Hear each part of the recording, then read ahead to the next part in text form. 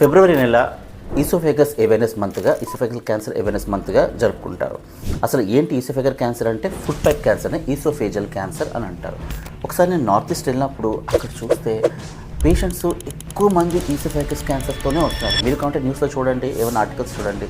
Health Minister Amperin Lingdo highlighted alarming cancer rates, particularly cases of mouth and esophagus cancer among the highest in India. Assam and Tripura ఈ రీజన్స్లో highest amount of oesophageal cancers ఉంటాయి India మొత్తంలోనూ. ఎందుకు తెలుసా? వాళ్ళు తినే food habits, వాళ్ళ యొక్క ఎడిక్టెడ్ హ్యాబిట్స్ ఇవన్నీ కూడా చాలా డిఫరెంట్. వాళ్ళు స్మోక్ చేసే విధానం కానీ, బీటిల్ నట్ చూయింగ్ అనేది కంటిన్యూస్గా, అసలు ప్రతి లేడీ కానీ జెంట్ కానీ చూస్తే అందరూ కూడా బీటిల్ నట్ చూ చేస్తూనే ఉంటారు. మౌత్ అన్నీ రెడ్గా ఉంటాయి. And food habits like smoked food, అంటే వాళ్ళు ఎక్కువగా పోర్క్ అది తింటూ ఉంటారు, ఫిష్ తింటూ ఉంటారు. ఇదంతా కూడా ప్రతిదీ కూడా బార్బిక్యూ చేసి స్మోక్డ్ చేస్తారనమాట, అంటే కాలుస్తారనమాట.